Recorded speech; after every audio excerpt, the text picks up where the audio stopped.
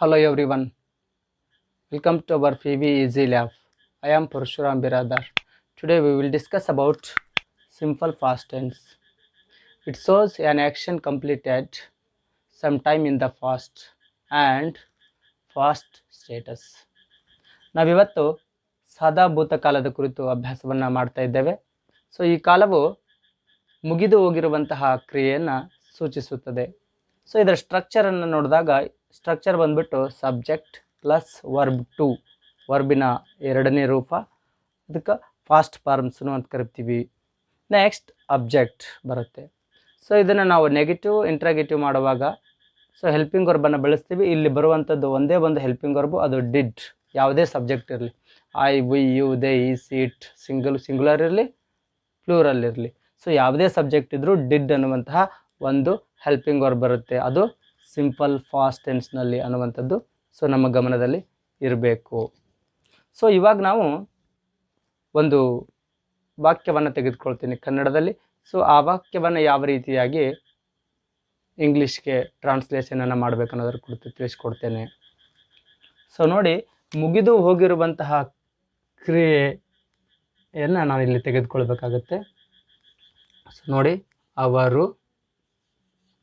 ಅವರು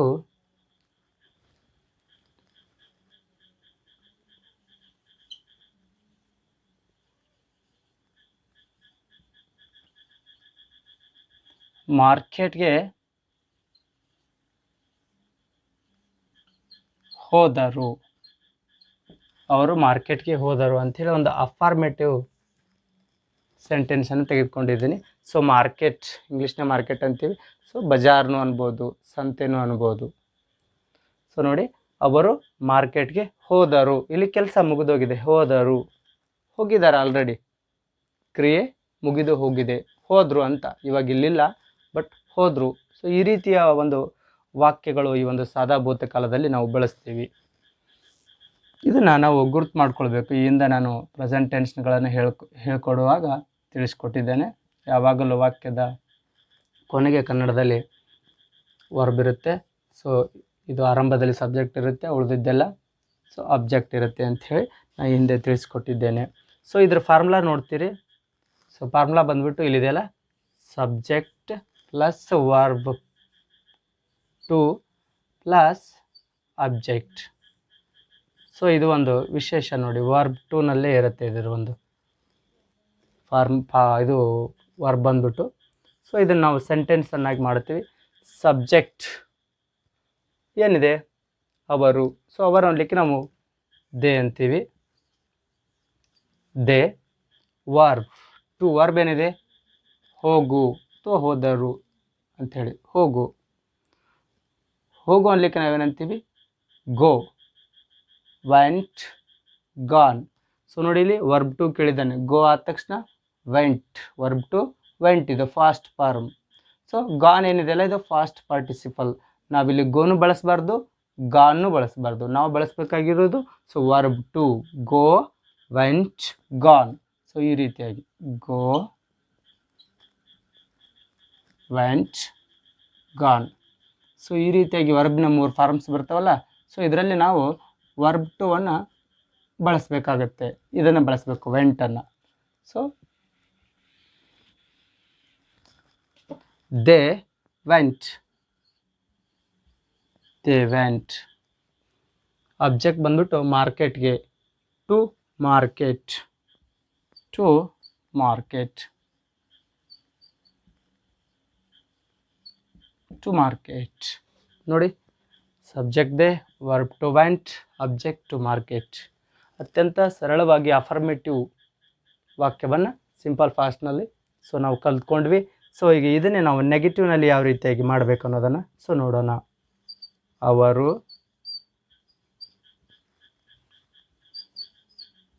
ಮಾರ್ಕೆಟ್ಗೆ ಹೋಗಿಲ್ಲ.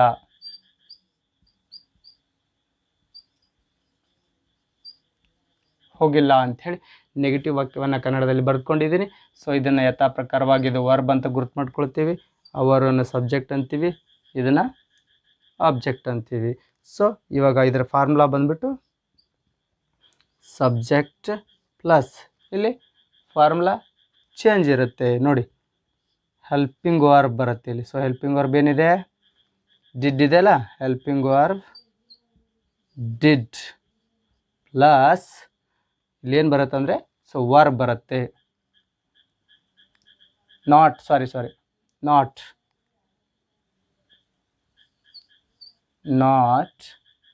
Plus main verb, so verb object. So ಇದ್ರ ಪ್ರಕಾರ ನಾವು ಜೋಡಿಸ್ತಾ ಹೋಗಬೇಕು. ಅಂದರೆ ಒಂದು ಸಿಂಪಲ್ ಫಾಸ್ಟ್ನಲ್ಲಿ ಒಂದು ನೆಗೆಟಿವ್ ಸೆಂಟೆನ್ಸ್ ಸಿಗುತ್ತೆ. ಸಬ್ಜೆಕ್ಟ್ ಬಂದುಬಿಟ್ಟು ಅವರು, ದೇ, ಡಿಡ್ಕ ಡಿಡ್, ಸೊ ಇದು ಹೆಲ್ಪಿಂಗ್ ವರ್ಬು. ಸೊ ನಾಟ್ಕ not, they did not. Main verb ಬಂದುಬಿಟ್ಟು ಹೋಗು ಅನ್ಲಿಕ್ಕೆ. ಸೊ ಇಲ್ಲಿ ಏನು ಮಾಡ್ತೀವಿ ಅಂತಂದರೆ ನಾವು ನೆಗೆಟಿವ್ ಮಾಡುವಾಗ ವರ್ಬಿನ ಫಸ್ಟ್ ಫಾರ್ಮನ್ನು ಹಚ್ತೀವಿ. ಸೊ ಇಲ್ಲಿ ನೋಡಿ ಡಿಡ್ ಬಂದಿದೆಯಲ್ಲ, ಸೊ ಇದು ನಾವು ಸೆಕೆಂಡ್ ಫಾರ್ಮನ್ನು ಹಚ್ಚಿದ್ದೀವಿ. ಸೊ ಹೀಗಾಗಿ ನಾವೇನು ಮಾಡ್ತೀವಿ, ಹೆಲ್ಪಿಂಗ್ ವರ್ಬ್ ಸೆಕೆಂಡ್ ಫಾರ್ಮ್ ಬಳಸಿದ್ದೀವಿ ಅಂದರೆ ಸೊ ವರ್ಬನ್ನು ನಾವೇನು ಮಾಡಬೇಕಪ್ಪ ಅಂತಂದರೆ ಫಸ್ಟ್ ಫಾರ್ಮಲ್ಲೇ ಹಚ್ಚಬೇಕು. They did not go. Negative ಮಾಡುವಾಗ, ಇಂಟ್ರಾಗೇಟಿವ್ ಮಾಡುವಾಗ, ನೆಗೆಟಿವ್ ಇಂಟ್ರಾಗೇಟಿವ್ ಮಾಡುವಾಗ ಸೊ ನಾವು ಯಾವಾಗಲೂ ಸೊ ಇಲ್ಲಿ ಡಿಡ್ಡು ಹೆಲ್ಪಿಂಗ್ ವರ್ಬನು ಫಾಸ್ಟ್ ಫಾರ್ಮಿಂದು, ಸೊ ಮೇನ್ ವರ್ಬನು ಫಾಸ್ಟ್ ಫಾರ್ಮನ್ನು ಹಚ್ಚೋದಿಲ್ಲ. ಸೊ ಇಲ್ಲಿ ಹೆಲ್ಪಿಂಗ್ ವರ್ಬ್ ಡಿಡ್ ಬಳಸಿದ್ವಿ, ಫಾಸ್ಟ್ ಫಾರ್ಮಿನ ಹೆಲ್ಪಿಂಗ್ ವರ್ಬ್ ಬಳಸಿದ್ವಿ. ಸೊ ಹೀಗಾಗಿ ನಾವು ಇಲ್ಲಿ ಇದನ್ನೇನು ಮಾಡ್ತೀವಪ್ಪ ಅಂತಂದ್ರೆ ವರ್ಬ್ ಒನ್ನೇ ಹಚ್ತೀವಿ. They did not go to market. So ಈ ರೀತಿಯಾಗಿ they did not go to market ಅಂದರೆ ಅವರು ಮಾರ್ಕೆಟ್ಗೆ ಹೋಗಿಲ್ಲ ಅಂಥೇಳಿ ಅತ್ಯಂತ ಸರಳವಾಗಿ ನಾವು ನೆಗೆಟಿವ್ ಸೆಂಟೆನ್ಸನ್ನು ಮಾಡಿದ್ವಿ. ಸೊ ಇವಾಗ ನಾವೇನು ಮಾಡೋಣ ಅಂತಂದರೆ ಇಂಟ್ರಾಗೇಟಿವ್ ವಾಕ್ಯವನ್ನು ಮಾಡೋಣ. ಅವರು ಮಾರ್ಕೆಟ್ಗೆ ಹೋದರೆ ಅಂಥೇಳಿ ಇಂಟ್ರಾಗೇಟಿವ್ ವಾಕ್ಯವನ್ನು ತೆಗೆದುಕೊಂಡಿದ್ದೇನೆ. ಸೊ ಇದನ್ನು ನೋಡಿ ಯಾವ ರೀತಿಯಾಗಿ ಮಾಡಬೇಕು. ಇದನ್ನು ಕೂಡ ಯಥಾ ಪ್ರಕಾರವಾಗಿ ವರ್ಬನ್ನು, ಸಬ್ಜೆಕ್ಟನ್ನು, ಆಬ್ಜೆಕ್ಟನ್ನು ಗುರುತು ಮಾಡ್ಕೊಳ್ತೀವಿ. ಸೊ ಇದ್ರದ್ದು ಒಂದು ಫಾರ್ಮುಲಾ ಇದೆ. ಆ ಫಾರ್ಮುಲಾ ನೋಡಿ ಏನಿದೆ ಅಂತಂದರೆ ಯಾವಾಗಲೂ ಇಂಟ್ರಾಗೇಟಿವ್ ವಾಕ್ಯಗಳು ಸೊ ಹೆಲ್ಪಿಂಗ್ ವರ್ಬಿಂದ ಆರಂಭ ಆಗ್ತಾವೆ. ಸೊ ಹೆಲ್ಪಿಂಗ್ ವರ್ಬ್ ಅಂದರೆ ಸೊ ಏನಿದೆ, ಹೆಲ್ಪಿಂಗ್ ವರ್ಬ್ ಇಲ್ಲಿ ಒಂದೇ ಹೆಲ್ಪಿಂಗ್ ವರ್ಬ್ ಇದೆ ಅಲ್ಲ, ಡಿಡ್. ಸೊ ಡಿಡ್ ಇದೆ plus subject plus main verb ಒನ್ನೇ ಬರುತ್ತೆ ಇಲ್ಲಿ plus object plus question mark. ನೋಡಿ ಈ ರೀತಿಯಾಗಿ ಹಚ್ತಾ ಹೋಗ್ಬೇಕು ನಾವು. ಹೆಲ್ಪಿಂಗ್ ವರ್ಬ್ ಬಿಟ್ಟು ಮೊದಲಿಂದಾಗಿ ಸೊ ಡಿಡ್ ಸಬ್ಜೆಕ್ಟ್ ಅವರು, they did they, main verb ಹೋಗು. ಸೊ ಹೋಗು ಅನ್ಲಿಕ್ಕೆ ನಾವು ಗೋ ಅಂತೀವಿ. ಇಲ್ಲಿ ವೆಂಟ್ ಬಳಸಬಾರ್ದು, ಆಲ್ರೆಡಿ ಡಿಡ್ ಬಳಸಿದ್ದೀವಿ. ಡಿಡ್ ದೇ ಗೋ ಎಲ್ಲಿಗೆ, ಅಬ್ಜೆಕ್ಟ್ ಬಂದ್ಬಿಟ್ಟು ಟು ಮಾರ್ಕೆಟ್. ಸೊ ಈ ರೀತಿಯಾಗಿ ನಾವೇನು ಮಾಡ್ಬೋದು ಅಂತಂದರೆ ಅತ್ಯಂತ ಸರಳವಾಗಿ ಕ್ವಶನ್ ಮಾರ್ಕ್ ಇಂಟ್ರಾಗೇಟಿವ್ ಸೆಂಟೆನ್ಸನ್ನು ಮಾಡ್ಬೋದು. ಸೊ ಇದನ್ನು ಯಾವ ರೀತಿಯಾಗಿ ನಾವು ನೆಗೆಟಿವ್ ಇಂಟ್ರಾಗೇಟಿವ್ ಮಾಡೋದನ್ನು ನೋಡೋಣ. ನೆಗೆಟಿವ್ ಸೊ ಇಂಟ್ರಾಗೇಟಿವ್ ಕನ್ನಡದಲ್ಲಿ ಬರೆದುಕೊಳ್ತೀನಿ. ಅವರು ಮಾರ್ಕೆಟ್ಗೆ ಹೋಗಿಲ್ಲವೇ ಅಂಥೇಳಿ.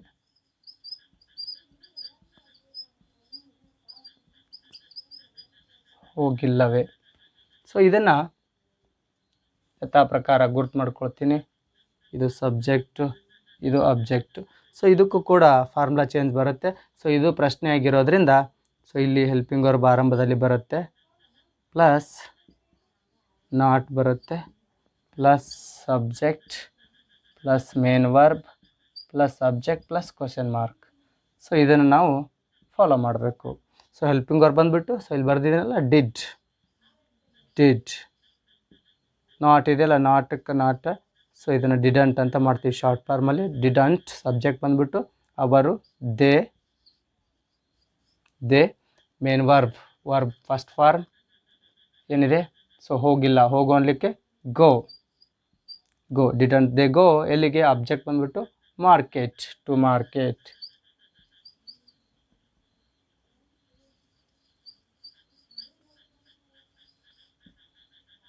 Market question mark. ನೋಡಿ helping verb did, not subject they, main verb go, object to market, question mark. So ಈ ರೀತಿಯಾಗಿ ನಾವೇನು ಮಾಡ್ಬೋದಪ್ಪ ಅಂತಂದರೆ ಒಂದು ವಾಕ್ಯವನ್ನು ಸೊ 4 ಫಾರ್ಮೆಟ್ನಲ್ಲಿ ನಾವೀಗ ಚೇಂಜ್ ಮಾಡಿದ್ದೀವಿ. ಸೊ ಈಗ ನಾವೇನು ಮಾಡೋಣಪ್ಪ ಅಂತಂದರೆ ಸೊ WH ಕ್ವಶನನ್ನಾಗಿ ಯಾವ ರೀತಿಯಾಗಿ ಇದನ್ನು ಮಾಡ್ಬೋದು ಅನ್ನೋದನ್ನು ಕಲಿಯೋಣ. WH ಇರುವಂತಹ ಒಂದು ವರ್ಡನ್ನು ಬರೆದುಕೊಂಡಿದ್ದೇನೆ, ಸೆಂಟೆನ್ಸನ್ನು ಬರೆದುಕೊಂಡಿದ್ದೇನೆ. ಸೊ ಇದನ್ನು ಯಾವ ರೀತಿಯಾಗಿ ನಾವು ಕನ್ನಡದಿಂದ ಇಂಗ್ಲೀಷ್ಗೆ ಮಾಡಬೇಕು ಅನ್ನೋದನ್ನು ಕಲ್ತ್ಕೊಳ್ಳೋಣ. ಸೊ ಮೊದಲು ಗುರ್ತು ಮಾಡ್ಕೊಳ್ತೀವಿ. ಸೊ ಕೊನೆಗೆ ಇರುವಂಥದ್ದು ಇದು ವರ್ಬ್. ಸೊ ಅವರು ಅನ್ನುವಂಥದ್ದು ಸಬ್ಜೆಕ್ಟು, ಯಾವಾಗ ಅನ್ನುವಂಥದ್ದು ಇದು WH ವರ್ಡು. ಸೊ ಮಾರ್ಕೆಟ್ಗೆ ಇದೆಯಲ್ಲ, ಸೊ ಇದು ಆಬ್ಜೆಕ್ಟ್ ಆಗುತ್ತೆ. ಸೊ ಇದನ್ನು ನಾವು ಗುರುತಿಸ್ಕೊಂಡ್ವಿ. ಈಗ ನಾವೇನು ಮಾಡ್ತೀವಪ್ಪ ಅಂತಂದರೆ ಇದರ ಫಾರ್ಮುಲಾವನ್ನು ಹಚ್ತೀವಿ. ಇದರ ಒಂದು ಫಾರ್ಮುಲಾ ಬಂದ್ಬಿಟ್ಟು WH ವರ್ಡ್ ಆದ್ದರಿಂದ, ಇದು ಕ್ವಶನ್ ಆದ್ದರಿಂದ, ಸೊ ಆರಂಭದಲ್ಲಿ ಇದಕ್ಕೆ ಏನು ಬರುತ್ತಪ್ಪ ಅಂತಂದರೆ WH ವರ್ಡಿಂದನೇ ಆರಂಭ ಆಗುತ್ತೆ. Plus helping verb plus subject plus main verb plus subject plus question mark. So ಈ ರೀತಿಯಾಗಿ ಇದರ ಒಂದು ಸ್ಟ್ರಕ್ಚರ್ ಬರುತ್ತೆ. ಸೊ ಇದನ್ನು ನಾವು ಫಾಲೋ ಮಾಡಿದರೆ ಒಂದು WH ಕ್ವಶನನ್ನು ಮಾಡ್ಬೋದು. WH ಕ್ವಶನ್, WH ವರ್ಡ್ ನೋಡ್ತೀವಿ ಯಾವಾಗ ಇದೆ. ಸೊ ಯಾವಾಗ ಅನ್ಲಿಕ್ಕೆ ನಾವು ವೆನ್ ಅಂತೀವಿ, ವೆನ್. ಹೆಲ್ಪಿಂಗ್ ವರ್ಬ್ ಬಂದ್ಬಿಟ್ಟು, ಸೊ ಇಲ್ಲಿ ಫಾಸ್ಟ್ ಸಿಂಪಲ್ನಲ್ಲಿ ಒಂದೇ ಒಂದು ಹೆಲ್ಪಿಂಗ್ ವರ್ಬು, ಸಬ್ಜೆಕ್ಟ್ ಯಾವುದೇ ಇದ್ದರೂ ವೆನ್ ಡಿಡ್. ಸಬ್ಜೆಕ್ಟ್ ಬಂದ್ಬಿಟ್ಟು ಅವರು, they, when did they. Main verb ಬಂದ್ಬಿಟ್ಟು ಹೋಗು. ಸೊ ವರ್ಬ್ 1 ಹಚ್ಚಬೇಕು, ಗೋ. ಅಬ್ಜೆಕ್ಟ್ ಬಂದ್ಬಿಟ್ಟು ಮಾರ್ಕೆಟ್ಗೆ, to market. To market question mark, question marks ನೋಡಿ. When did they go to market, ಅವ್ರು ಯಾವಾಗ ಮಾರ್ಕೆಟ್ಗೆ ಹೋದರು ಅಂಥೇಳಿ. ಸೊ ಅತ್ಯಂತ ಸರಳವಾಗಿ ನಾವೇನು ಮಾಡಿದ್ದೀವಪ್ಪ ಅಂತಂದರೆ WH ಕ್ವಶನನ್ನು ಮಾಡಿದ್ವಿ. ಸೊ ಇದು ಇಂಟ್ರಾಗೇಟಿವ್ ಆಯಿತು. ಸೊ ನೆಗೆಟಿವ್ ಇದ್ದಾಗ ಯಾವ ರೀತಿಯಾಗಿ ಸೊ ನಾವು ಮಾಡ್ಬೋದು ಅನ್ನೋದನ್ನು WH ಸೆಂಟೆನ್ಸನ್ನೇ ನೋಡಿ. ಅವರು ಯಾವಾಗ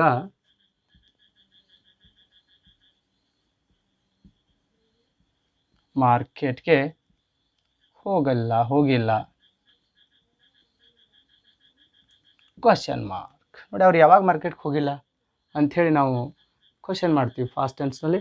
ಸೊ ಇದನ್ನು ನಾವು ಈ ಹಿಂದೆ ತಿಳಿಸಿದ ಹಾಗೆ, ಸೊ ಇದನ್ನು ಒಂದು ರೀತಿಯಲ್ಲಿ ಪಾಸಿಟಿವ್ WH ಅನ್ಬೋದು, ಇದನ್ನು ನೆಗೆಟಿವ್ WH ಅಂತ ಕರಿಬೋದು. ಹೋಗಿಲ್ಲ. ಸೊ ಇದು ವರ್ಬು, ಇದು ಸಬ್ಜೆಕ್ಟು. ಸೊ ಯಾವಾಗ ಅನ್ನುವಂಥದ್ದು WH ವರ್ಡು. ಸೊ ಮಾರ್ಕೆಟ್ಗೆ ಅನ್ನುವಂಥದ್ದು ಆಬ್ಜೆಕ್ಟ್. ಸೇಮ್ ಇದಕ್ಕೆ ಫಾರ್ಮುಲಾ ಬಂದ್ಬಿಟ್ಟು ನೋಡಿ, ಸ್ವಲ್ಪ ಬಹಳ ವ್ಯತ್ಯಾಸ ಏನಿಲ್ಲ. ಸೊ ಆರಂಭದಲ್ಲಿ WH ವರ್ಡ್ ಬರುತ್ತೆ. ಸೊ ಹೆಲ್ಪಿಂಗ್ ವರ್ಬ್ ಬರುತ್ತೆ, ಪ್ಲಸ್ ನಾಟ್ ಬರುತ್ತೆ, ಪ್ಲಸ್ ಸಬ್ಜೆಕ್ಟ್ ಬರುತ್ತೆ, ಪ್ಲಸ್ ವರ್ಬ್ ಬರುತ್ತೆ, ಪ್ಲಸ್ ಸಬ್ಜೆಕ್ಟ್ ಬರುತ್ತೆ, ಕ್ವಶನ್ ಮಾರ್ಕ್ ಬರುತ್ತೆ. ಸೊ ಇದನ್ನು ಫಾಲೋ ಮಾಡಿಬಿಟ್ರೆ ನಮಗೆ ಆರಾಮಾಗಿ WH ಕ್ವಶನ್ ನೆಗೆಟಿವ್ನಲ್ಲಿ ಸಿಗುತ್ತೆ. WH ಬಂದುಬಿಟ್ಟು ಯಾವಾಗ, ಸೊ ವ್ಯಾನ್. ಹೆಲ್ಪಿಂಗ್ ವರ್ಬ್ ಬಂದುಬಿಟ್ಟು ಡಿಡ್. ನಾಟಕ್ಕೆ ನಾಟ್, ಡಿಡಂಟ್. ಸಬ್ಜೆಕ್ಟ್ ಬಂದುಬಿಟ್ಟು ಅವರು, they. When didn't they. Verb ಹೋಗಿಲ್ಲ, ಸೊ ಗೋ. Verb 1 go. ಎಲ್ಲಿಗೆ, object, to market question mark. ನೋಡಿ, when didn't they go to market, ಅವ್ರು ಯಾವಾಗ ಮಾರ್ಕೆಟ್ಗೆ ಹೋಗಿಲ್ಲ ಅಂಥೇಳಿ. ಸೊ ನೆಗೆಟಿವ್ನಲ್ಲಿ ಒಂದು ನಾವು WH ಕ್ವಶನನ್ನು ಮಾಡಿದ್ವಿ. ಸೊ ಇವಾಗ ನಾವು ಯಾವ ರೀತಿಯಾಗಿ ಕ್ವಶನ್ ಟ್ಯಾಗನ್ನು ಮಾಡೋದನ್ನು ತಿಳಿದುಕೊಳ್ಳೋಣ. ಯಾವ ರೀತಿಯಾಗಿ ಕ್ವಶನ್ ಟ್ಯಾಗನ್ನು ಮಾಡಬೇಕು ಸಿಂಪಲ್ ಫಾಸ್ಟ್ನಲ್ಲಿ ಅನ್ನೋದನ್ನು ತಿಳಿದುಕೊಳ್ಳೋಣ. ಸೊ ನೋಡಿ, ಇಲ್ಲಿ ಫಸ್ಟಿಗೆ ನೆಗೆಟಿವ್ ಟ್ಯಾಗನ್ನು ಯಾವ ರೀತಿಯಾಗಿ ಮಾಡಬೇಕು ಅನ್ನೋದನ್ನು, ಪಾಸಿಟಿವ್ ಟ್ಯಾಗನ್ನು ಯಾವ ರೀತಿಯಾಗಿ ಮಾಡಬೇಕು ಅನ್ನೋದನ್ನು ಕಲ್ತ್ಕೊಳ್ಳೋಣ. ಪಾಸಿಟಿವ್ ಟ್ಯಾಗ್ ನೋಡಿ, ಇಲ್ಲಿ they did not go to market ಅನ್ನುವಂಥದ್ದು ಒಂದು ನೆಗೆಟಿವ್ ಸೆಂಟೆನ್ಸ್ ಇದೆ.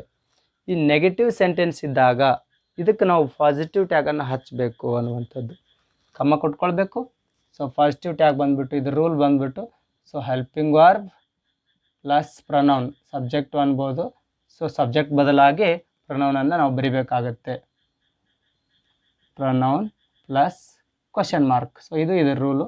ಸೊ ಇದನ್ನು ನಾವು ಫಾಲೋ ಮಾಡಬೇಕು. ಕಮ್ಮ ಕೊಟ್ಕೊಂಡ್ವಿ. ಹೆಲ್ಪಿಂಗ್ ವರ್ಬ್ ಬಂದುಬಿಟ್ಟು ಡಿಡ್. ಸೊ ವಾಕ್ಯದಲ್ಲಿ ಇರ್ತಕ್ಕಂಥ ಹೆಲ್ಪಿಂಗ್ ವರ್ಬನ್ನು ತೆಗೆದುಕೊಂಡೆ ನಾವು ಕ್ವಶನ್ ಟ್ಯಾಗನ್ನು ಮಾಡಬೇಕು. ಡಿಡ್. ಪ್ರನೌನ್ ಬಂದುಬಿಟ್ಟು ಸಬ್ಜೆಕ್ಟ್ ಜಾಗದಲ್ಲಿರ್ತಕ್ಕಂಥದ್ದು. ಸೊ ದೇ ಆಲ್ರೆಡಿ ಪ್ರೊನೌನ್ ಇದೆ, ಅದನ್ನೇ ಬಳಸ್ಬೋದು ನಾವು. ಡಿಡ್ ದೇ ಕ್ವಶನ್ ಮಾರ್ಕಕ್ಕೆ ಕ್ವಶನ್ ಮಾರ್ಕ್ ನೋಡಿ. ಸೊ ಇದು ಪಾಸಿಟಿವ್ ಟ್ಯಾಗ್ ಇದೆ, ನೆಗೆಟಿವ್ ಸೆಂಟೆನ್ಸ್ ಇದೆ, ವಾಕ್ಯ ಇದೆ. ಸೊ ಹೀಗಾಗಿ ನಾವು ಈ ರೀತಿಯಾಗಿ ವಾಕ್ಯಗಳು ಬಂದಾಗ ಸೊ ಪಾಸಿಟಿವ್ ಟ್ಯಾಗನ್ನು ನಾವು ಮಾಡಬೇಕು ಅನ್ನುವಂಥದ್ದು. ಈಗ ಸೊ ಯಾವ ರೀತಿಯಾಗಿ ನಾವು ನೆಗೆಟಿವ್ ಟ್ಯಾಗ್ ಮಾಡಬೇಕು ಅನ್ನೋದನ್ನು ನೋಡೋಣ. ನೆಗೆಟಿವ್ ಟ್ಯಾಗ್ ಯಾವ ರೀತಿಯಾಗಿ ಮಾಡೋದು ಅಂತಂದರೆ, ಇಲ್ಲಿ ಸೆಂಟೆನ್ಸ್ ಏನಾಗಿರುತ್ತೆ ಅಂತಂದರೆ ಪಾಸಿಟಿವ್ ಆಗಿರುತ್ತೆ. ದೇ ವೆಂಟ್ ಟು ಮಾರ್ಕೆಟ್ ಅಂಥೇಳಿ. ಸೊ ಈ ರೀತಿ ದೇ ವೆಂಟ್ ಟು ಮಾರ್ಕೆಟ್ ಅಂಥೇಳಿ ಪಾಸಿಟಿವ್ ಸೆಂಟೆನ್ಸ್ ಇದ್ದಾಗ ಇದಕ್ಕೆ ನಾವು ನೆಗೆಟಿವ್ ಟ್ಯಾಗನ್ನು ಬರಿತೀವಿ. ಸೊ ಯಾವ ರೀತಿ ಬರಿತೀವಿ, ಇದಕ್ಕೊಂದು ರೂಲ್ ಇದೆ. So helping verb plus not plus pronoun plus question mark. So ಇದನ್ನು ನಾವು ಫಾಲೋ ಮಾಡಬೇಕು, ಕಾಮ ಕೊಟ್ಕೊಳ್ಬೇಕು. ಸೊ ಹೆಲ್ಪಿಂಗ್ ವರ್ಬ್ ಬಂದುಬಿಟ್ಟು ಇದ್ರೊಳಗೆ ಇಲ್ಲಲ್ಲ, ದೇ ವೆಂಟ್ ಟು ಮಾರ್ಕೆಟ್ ಅನ್ಕೋಬೋದು ನೀವು. ಸೊ ಇದ್ರೊಳಗೆ ಹೆಲ್ಪಿಂಗ್ ವರ್ಬ್ ಇಲ್ಲಲ್ರಿ ಅನ್ಬೋದು. ಸೊ ಯಾವಾಗಲೂ ಸಿಂಪಲ್ ಪಾಸ್ಟ್ ಟೆನ್ಸ್ ಬಂದಾಗ ಸೊ ಹೆಲ್ಪಿಂಗ್ ವರ್ಬ್ ಡಿಡ್ ಬರುತ್ತೆ. ಸೆಂಟೆನ್ಸ್ ಸಿಂಪಲ್ ಫಾಸ್ಟ್ನಲ್ಲಿದ್ದರೆ ಡಿಡ್ ಹೆಲ್ಪಿಂಗ್ ವರ್ಬನ್ನು ಬಳಸ್ಕೊಂಡು ನಾವು ಕ್ವಶನ್ ಟ್ಯಾಗನ್ನು ಮಾಡಬೇಕು. ಡಿಡ್ ನಾಟ್ ಇದೆಯಲ್ಲ, ಇದನ್ನು ಶಾರ್ಟ್ ಫಾರ್ಮಲ್ಲಿ ಡಿಡಂಟ್ ಅಂತ ಮಾಡ್ತೀವಿ. ಡಿಡಂಟ್ ಪ್ರೊನೌನ್ ಬಂದ್ಬಿಟ್ಟು ದೇ. ಡಿಡಂಟ್ ದೇ ಕ್ವಶನ್ ಮಾರ್ಕಕ್ಕೆ ಕ್ವಶನ್ ಮಾರ್ಕ್ ನೋಡಿ. ಸೆಂಟೆನ್ಸ್ ಪಾಸಿಟಿವಲ್ಲಿದೆ, ಕ್ವಶನ್ ಟ್ಯಾಗು ನೆಗೆಟಿವಲ್ಲಿದೆ. ಸೊ ಈ ರೀತಿಯಾಗಿ ನಾವು ಎರಡು ರೀತಿಯ ಟ್ಯಾಗನ್ನು ನೋಡ್ತೀವಿ, ಒಂದು ಪಾಸಿಟಿವ್ ಟ್ಯಾಗು, ಒಂದು ನೆಗೆಟಿವ್ ಟ್ಯಾಗು. ಸೊ WH ಕೂಡ ನಾವು ಅದೇ ಥರ ನೋಡಿದ್ವಿ. ಸೊ ಈಗ ನಾವು ಯಾವ ರೀತಿಯಾಗಿ ಫ್ರೇಮ್ ಕ್ವಶನನ್ನು ಮಾಡೋದು ತಿಳಿದುಕೊಳ್ಳೋಣ. ಇವಾಗ ನಾವು ಯಾವ ರೀತಿಯಾಗಿ ಫ್ರೇಮ್ ಕ್ವಶನನ್ನು ಮಾಡಬೇಕು ಅನ್ನೋದನ್ನು ತಿಳಿದುಕೊಳ್ಳೋಣ. ಸೊ ಈ ಫ್ರೇಮ್ ಕ್ವಶನ್ ನೋಡಿ ಯಾವ ರೀತಿಯಾಗಿರುತ್ತೆ ಅಂದರೆ, ಸೊ ಇದರಲ್ಲಿ ಕೂಡ ನಾವು ಪಾಸಿಟಿವ್ ಫ್ರೇಮು ಮತ್ತು ನೆಗೆಟಿವ್ ಫ್ರೇಮ್ ಅಂತೇಳಿ ಎರಡು ಕ್ವಶನ್ಗಳನ್ನು ನೋಡ್ತೀವಿ.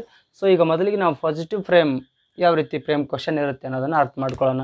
ಸೊ ಈ ರೀತಿಯಾಗಿ ಒಂದು ಪಾಸಿಟಿವ್ ಸೆಂಟೆನ್ಸನ್ನು ಕೊಟ್ಟಿರ್ತಾರೆ. ಸೊ ಅದರಲ್ಲಿ ಒಂದಕ್ಕೆ ಏನು ಮಾಡಿರ್ತಾರಪ್ಪ ಅಂತಂದ್ರೆ ಅಂಡರ್ಲೈನ್ ಮಾಡಿರ್ತಾರೆ ಒಂದು ವರ್ಡ್ಗೆ, ಸೊ ಒಂದು ಕಂಟೆಂಟ್ಗೆ. ಸೊ ಅದಕ್ಕೆ ಅಂಡರ್ಲೈನ್ ಮಾಡಿ ಸೊ ಇದೇ ಪ್ರಶ್ನೆ ಏನಿದೆಯಲ್ಲ, ಸೊ ಇದು ಉತ್ತರ ಬರುವ ಹಾಗೆ ಒಂದು ಕ್ವಶನನ್ನು ರೈಸ್ ಮಾಡಬೇಕು ಅಂಥೇಳಿ. ಸೊ ಯಾವ ರೀತಿಯಾಗಿ ನೀವು ಇದನ್ನು ಮಾಡ್ಬೋದು ಅಂತಂದರೆ ನೋಡಿ, ಇದಕ್ಕೂ ಒಂದು ಕೂಡ ಸ್ಟ್ರಕ್ಚರ್ ಇದೆ. First WH word plus helping verb plus subject plus verb plus object plus question mark. So ಇದನ್ನು ನಾವು ಫಾಲೋ ಮಾಡಿದರೆ ಒಂದು ಸರಳವಾಗಿರ್ತಕ್ಕಂತಹ ಫ್ರೇಮ್ ಕ್ವಶನ್ ಸಿಗುತ್ತೆ. ಸೊ ನಾವು WH ವರ್ಡ್ ಏನಿದೆ ಅಂತಂದರೆ ಏನು ತೆಗೆದುಕೊಳ್ಬೇಕು, ನಿನ್ನೆ ಅಂತಿದೆಯಲ್ಲ. ಸೊ ನಾವೇನು ಮಾಡೋಣ ಅಂತಂದರೆ ಅದನ್ನು ಯಾವಾಗ ಅಂಥೇಳಿ. ಸೊ ಇದನ್ನು ಯಾವಾಗ ಟೈಮ್ ಬಗ್ಗೆ ನಾವೇನು ಮಾಡಿದ್ದೀವಿ ಕ್ವಶನ್, ಅದನ್ನೇ ಪ್ರಶ್ನೆ ಬರುವಾಗ ಮಾಡಬೇಕಲ್ಲ. ಸೊ ಯಾವಾಗ, ವೆನ್. ಹೆಲ್ಪಿಂಗ್ ವರ್ಬ್ ಬಂದುಬಿಟ್ಟು ಡಿಡ್ ಬರುತ್ತೆ ಫಾಸ್ಟಲ್ಲಿ. When did. Subject they. When did they. Verb ಬಂದುಬಿಟ್ಟು ಏನಿದೆ ವೆಂಟ್. ಸೊ ಇಲ್ಲಿ ಆಲ್ರೆಡಿ ಡಿಡ್ ಬಂದಿದೆಯಲ್ಲ, ಸೊ ಅದಕ್ಕೆ ಗೋ ಬರುತ್ತೆ. When did they go. Object ಬಂದುಬಿಟ್ಟು ಟು ಮಾರ್ಕೆಟ್. ಕ್ವಶನ್ ಮಾರ್ಕಕ್ಕೆ ಕ್ವಶನ್ ಮಾರ್ಕ್ ನೋಡಿ. When did they go to market ಅಂದರೆ ಸೊ ಅವರು ಯಾವಾಗ ಮಾರ್ಕೆಟ್ಗೆ ಹೋದರು ಅಂತ ಆಗುತ್ತೆ. ಇಲ್ಲಿ ಹೇಳ್ತಾ ಇದೆ ಅವರು ನಿನ್ನೆ ಮಾರ್ಕೆಟ್ಗೆ ಹೋದರು. ಸೊ ಇದು ಯಾವಾಗ ಮಾರ್ಕೆಟ್ಗೆ ಹೋದರು ಅಂಥೇಳಿ. ಸೊ ಇದೇ ಏನಾಯ್ತಪ್ಪ ಅಂತಂದರೆ ಟೈಮ್ ನಾವು ಕ್ವಶನ್ ಮಾಡಿದ್ವಿ ಇದ್ರ ಮೇಲೇ ಅಂಥೇಳಿ. ಇದನ್ನು ನಾವು ಪಾಸಿಟಿವ್ ಫ್ರೇಮ್ ಅಂತ ಕರಿತೀವಿ. ಈಗ ನೆಗೆಟಿವ್ ಫ್ರೇಮ್ ಯಾವ ರೀತಿ ಇರುತ್ತೆ, ನೆಗೆಟಿವ್ ಫ್ರೇಮ್ ಕ್ವಶನ್ ನೋಡಿ. ನೆಗೆಟಿವ್ ಫ್ರೇಮ್ ಕ್ವಶನ್ ಯಾವ ರೀತಿ ಇರುತ್ತೆ ಅಂದರೆ ದೇ. ಸೊ ಇದೇ ರೂಲ್ ಅಂತೇನಿಲ್ಲ, ಸಬ್ಜೆಕ್ಟ್ ಮೇಲೆ ಮಾಡಿದಾಗ ಸ್ವಲ್ಪ ಸಬ್ಜೆಕ್ಟ್ ಹೋಗುತ್ತೆ. ಇದೇ ರೂಲ್ ಫಾಲೋ ಮಾಡಬೇಕೇನ್ರಿ ಅನ್ನೋ ಹಂಗಿಲ್ಲ. ಸೊ ಸಬ್ಜೆಕ್ಟ್ ಮೇಲೆ ಅಂಡರ್ಲೈನ್ ಮಾಡಿದರೆ ಸಬ್ಜೆಕ್ಟನ್ನು ನಾವು ಏನು ಮಾಡ್ಬೋದು ಅಲ್ಲಿ ಕ್ವಶನ್ ಮಾಡಿಕೊಂಡು ಅದನ್ನೇ ಆನ್ಸರ್ ಬರುವ ಹಾಗೆ ಕ್ವಶನನ್ನು ರೆಡಿ ಮಾಡಬೇಕಾಗತ್ತೆ. ದೇ ಡಿಡ್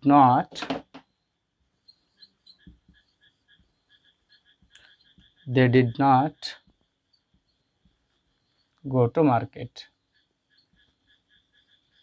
ಸೊ ಈ ರೀತಿಯಾಗಿ ಒಂದು ನೆಗೆಟಿವ್ ವಾಕ್ಯವನ್ನು ತೆಗೆದುಕೊಂಡಿವಿ.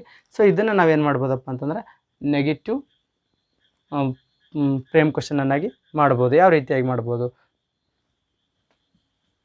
yesterday. ಅವರು ನಿನ್ನೆ ಮಾರ್ಕೆಟ್ಗೆ ಹೋಗಿಲ್ಲ ಅಂಥೇಳಿ ಮಾಡಿದಾಗ ಸೊ ನೋಡಿ ಯಾವ ರೀತಿಯಾಗಿ ಮಾಡ್ಬೋದು ಅಂದರೆ ಇಲ್ಲಿನೂ ಕೂಡ ನಾವು ಮೊದಲಿಗೆ ಡಬಲ್ ಎಚ್ ವರ್ಡ್ ಬಳಸ್ತೀವಿ plus helping verb plus not plus subject plus verb plus subject plus question mark. So ಇದನ್ನು ಫಾಲೋ ಮಾಡಬೇಕು. ಡಬಲ್ ಎಚ್ ವರ್ಡ್ ಬಂದುಬಿಟ್ಟು ಸೇಮ್ ವೆನ್ ಯಾವಾಗ. ಸೊ ಇಲ್ಲಿ ಅಂಡರ್ಲೈನ್ ಮಾಡಬೇಕಲ್ಲ, ಫಸ್ಟ್ ಅಂಡರ್ಲೈನ್ ಮಾಡಿದೆ ನೋಡಿ. ವೆನ್ ಹೆಲ್ಪಿಂಗ್ ವರ್ಬು ಡಿಡ್, ನಾಟಕ not, didn't. When didn't subject ಬಂದ್ಬಿಟ್ಟು ದೇ, ವರ್ಬ್ ಬಂದ್ಬಿಟ್ಟು go, object to market,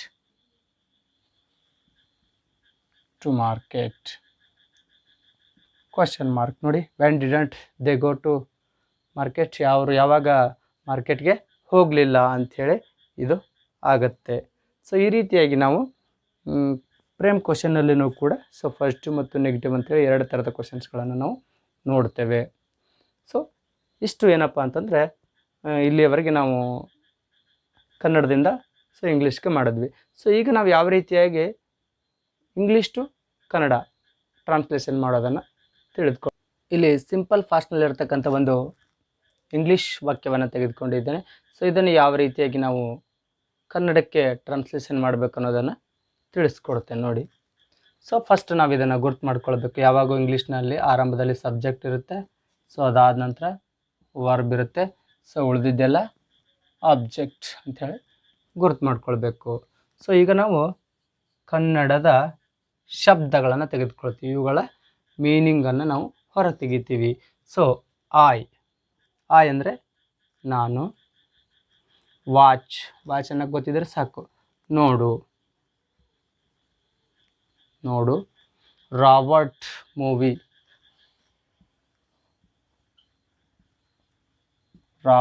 movie, ಅನ್ಲಿಕ್ಕೆ ಚಲನಚಿತ್ರ ಅಂತೀರ, ಏನು ಸಿನಿಮಾ ಅಂತೀರ ನೋಡಿ. ನೆಕ್ಸ್ಟ್ ಎಸ್ಟರ್ಡೇ ಅನ್ಲಿಕ್ಕೆ ನಿನ್ನೆ. ಸೊ ಇವುಗಳ ಮೀನಿಂಗನ್ನು ನಾವು ತೆಗೆದುಕೊಂಡಿವಿ ಹೊರಗಡೆ.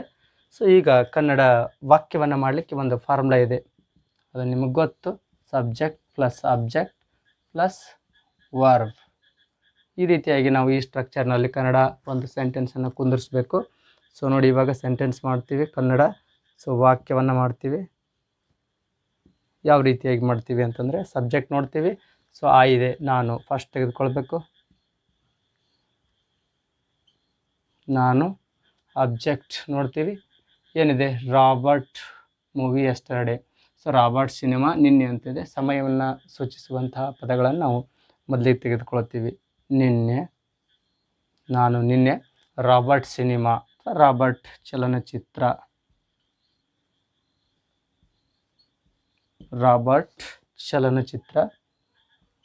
ಅಥವಾ ಸಿನಿಮಾ,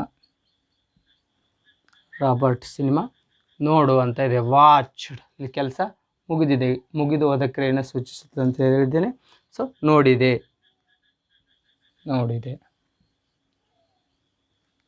ಈ ರೀತಿ ನಾನು ನಿನ್ನೆ ರಾಬರ್ಟ್ ಸಿನಿಮಾ ನೋಡಿದೆ ಅಂಥೇಳಿ ಅತ್ಯಂತ ಸರಳವಾಗಿ ನಾವೇನು ಮಾಡ್ಬೋದು ಅಂತಂದರೆ ಸೊ ಇಂಗ್ಲೀಷ್ನಿಂದ ಕನ್ನಡಕ್ಕೆ ಟ್ರಾನ್ಸ್ಲೇಷನನ್ನು ಮಾಡ್ಬೋದು ಈ ಟ್ರಿಕ್ಸನ್ನು ಉಪಯೋಗಿಸ್ಕೊಂಡು.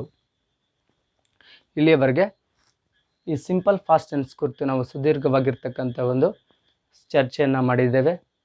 ಸೊ ಎಲ್ಲ ರೀತಿಯ ವಾಕ್ಯಗಳನ್ನು ನಾವಿಲ್ಲಿ ಪ್ರಯೋಗಿಸಿದ್ದೇವೆ. ಸೊ ಹೀಗಾಗಿ ಇಲ್ಲಿಯವರೆಗೆ ನನ್ನ ಜೊತೆಗೆ ನೀವು ಮಾಡಿರ್ತಕ್ಕಂಥ ಚರ್ಚೆ ಆಗಿರ್ಬೋದು, ಸೊ ವಾಕ್ಯಗಳೆಲ್ಲ ಟ್ರಾನ್ಸ್ಲೇಷನ್ ಆಗಿರ್ಬೋದು, ನಿಮಗೆ ಈಸಿ ಅನಿಸಿದರೆ, ಸುಲಭ ಅನಿಸಿದರೆ ಈ ಒಂದು ವಿಡಿಯೋವನ್ನು ಲೈಕ್ ಮಾಡಿ ಮತ್ತು ಶೇರ್ ಮಾಡಿ. ಅದ್ರ ಜೊತೆಗೆ ನನ್ನ ಒಂದು ಚಾನಲನ್ನು ಸಬ್ಸ್ಕ್ರೈಬ್ ಮಾಡೋದ್ರ ಮೂಲಕ ನನಗೆ ಸಪೋರ್ಟ್ ಮಾಡಿ ಅಂತ ಕೇಳ್ತೇನೆ. ಸೊ ಮತ್ತೆ ಹೊಸ ವಿಡಿಯೋದೊಂದಿಗೆ ಬರ್ತೇನೆ. ಅಲ್ಲಿವರೆಗೆ ನಮಸ್ಕಾರ.